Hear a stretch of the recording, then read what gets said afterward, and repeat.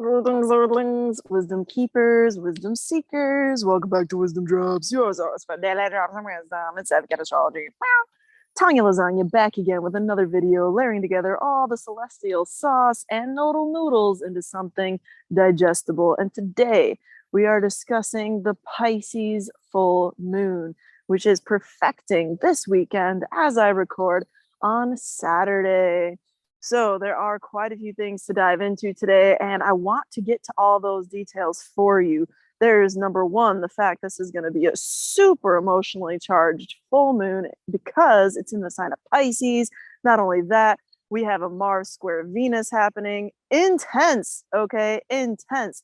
On top of that, Mercury is, in fact, opposing Jupiter at the time of this lunation, all of which is extremely relevant, and we are about to dive on in. Before we do, make sure you subscribe if you're new here. Wisdom Drops is always growing, and that is because of groovy people like you tuning in for the first time or continued supporters who choose to like this content, share with their friends, and leave comments down below.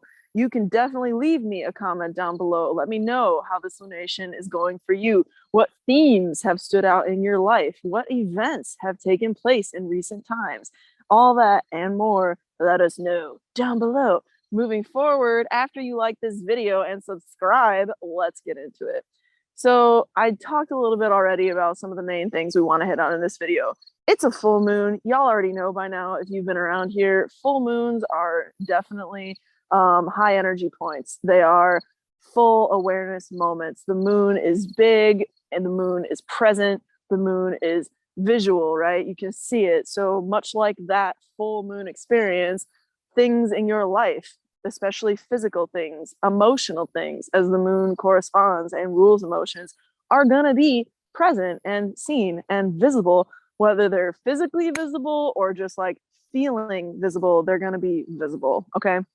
So you add the fact that this full moon is happening in the sign of Pisces, a water sign. That's right, water sign. That is going to make it all the more emotional. Water signs are literally the most feeling signs. And when I say feeling signs, everybody got sentience, but let's be real. Earth people have a practicality to them. Air people have a logic to them, right? Fire people got a certain passion to them. Water people got the feels, okay? So this is a feeling on top of a feeling as it is a full moon time, okay? Now, Pisces is also super duper intuitive. So you're going to be feeling your feels, and your feels are likely going to be 9 times out of 10 accurate and truthful. Your intuition is likely going to be heightened. Granted, you have a personal chart that has its own influence, okay? But in general, for us out there, the collective, we're all going to be really intuitive with our vibes. Now, I'm talking all about this emotionality and really hyping it up. Why? I've already told you 2 good reasons why. I'm going to tell you a third. The third good reason why I'm hyping up this emotionality is because Mars is squaring Venus. And if you know anything about those 2 planets, then you know that's right, they're the passion planets. And the passion planets do not play when they square off. You can envision a square being like a certain sort of aggression or a fight, or not even a fight, but like an actual explosion of energy. It's like a squaring off, if you've ever heard of that term, right? Like, I'm going to square off on this situation or whatever.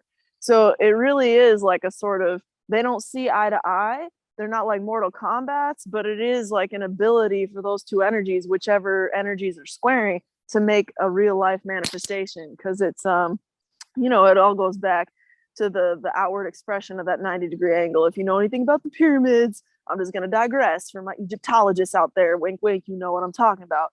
But moving forward, Mars and Venus being the emotional kind of passion driving sign, indicators. Mars is your aggression, your anger, your zest, your joie de vivre, maybe like your kind of inner chi, your prana, your life force, okay, your engine, your powerhouse. Venus is your pleasure, your beauty, your bliss, your joy, your fun, your play. It's really all that in a bag of chips when you put these 2 entities together. But then it's not just like they're together. They're not just conjunct. They're actually square, which adds this super tense kind of like OMG, what's going to happen next? It's like a soap opera when somebody like kisses somebody they weren't supposed to, or slaps somebody and it's like, oh, what just happened? That's kind of the energy. So do not be surprised if the drama pops off right now. Do not be surprised if true feelings come out right now. Okay. That is really like some core takeaway for you right now, because you have so much raw emotion. Now, for my astrology nerds out there, yes, I'm going to indulge you, baby. It's like ice cream with cacao and vegan chocolate, yummy M&M equivalents without the nastiness of M&Ms on top and sprinkles. And this is it. The signs that these things are in, right? These planets, entities, goddesses, gods, whatever you call them. Venus is literally in Virgo. Now that's relevant because the sun is also, by virtue of this being a Pisces full moon, in the sign of Virgo. So Venus is chilling in the same sign as the sun, okay? Mars, on the other hand, where's Mars, y'all? You already know. And if you don't know, now you do. In Gemini. Now, what is the similarity between Virgo and Gemini? If you're already thinking Mercury, you are correct. Mercury is literally the planetary ruler of both Virgo and Gemini. Now, why is this relevant? Why do you think it's relevant? Why don't you put on your critical thinking cap? I think it's hella relevant because that tells us that Mercury is going to inform and infuse and influence the whole expression of this underlying tension that is a Mars-Venus square we just discussed. Okay, so then that bears the question, where is Mercury at the time of this lunation? Mercury, my friends, is literally in the sign of Libra. Okay, so hold up. You're telling me that Venus and Mercury had mutual reception? Hot damn, and a vegan hamburger patty too. Yes, I am. What is mutual reception? Well, you should stay tuned for my astrology school pre-recorded version. Still in progress. I know the hype is literally real. Mutual reception is when one planet is in another planet's sign, and the same is true for the first planet referenced or the second planet reference. It is so hard to describe without showing all visual. Point being, the signs did a little tango and switched up in each other's place when it comes to their planetary rulers. So in other words, Mercury rules Virgo and Mercury is in Libra.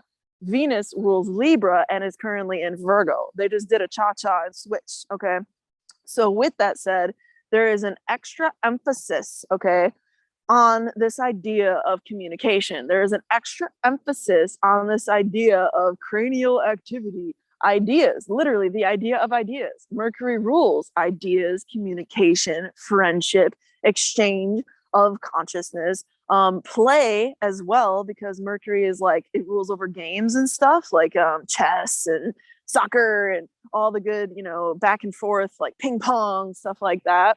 And basically that is telling us that mental stimulation, or like the ability to have a good conversation with a friend, the ability to sit down and have a chat with a good friend, the ability to just express what's on your heart at this very raw passion, like primal Mars, square, Venus level, but in a way that's really like communication based. So maybe you're communicating via a more chemical exchange, wink, wink, that is a Mars-Venus square. And maybe that takes on a more primal fashion, right?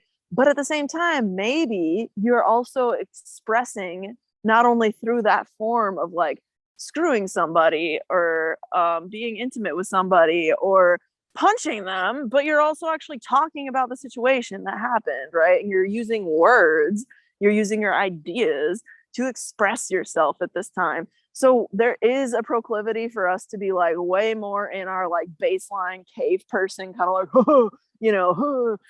mentality. But there's also like in addition to these deep feels and this deep like plot twist passion moments, there's also like an increased ability to actually communicate whatever you want to communicate to whoever you want to communicate with. It is a great time to philosophize with friends. It is a great time to share belief systems and even have like healthy spirited debates with your friends. And I will guarantee that if you lean into that, you're going to get to know your friends so much better. You're going to get to know whoever you're chumming around with so much better if you take me up on that suggestion at this time. And you might not always love what you find, but the truth will be kind of revealed, I think. And if it isn't, I would just say, because Mercury is literally officially retrograde at this lunation, do not make any bold, blunt, like cuts or severances to those connections, because it could very well be distorted. And Jupiter is also retrograde. So there's just a lot of internal like realization right now. A lot of things that seem one way are not necessarily the way they are, and will become clearer when those planets move forward weeks ahead down the line. Okay.